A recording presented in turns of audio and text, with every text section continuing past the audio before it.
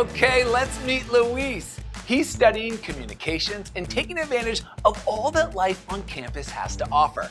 The college experience is about taking opportunities to grow both inside and outside of the classroom. And with the campus in Chicago and so many activities to choose from, there's no doubt you'll find plenty to explore at UIC. Tell us more, Luis.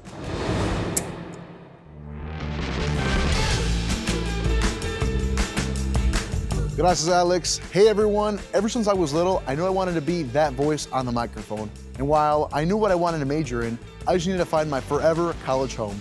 I found everything I was looking for and more at UIC.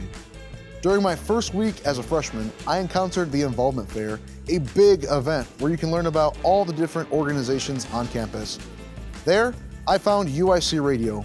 It was a perfect match for me.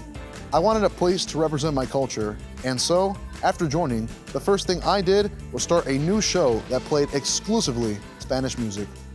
Hosting my own radio show as a UIC student and watching it grow from interviewing local groups to now international Spanish artists has been an amazing experience.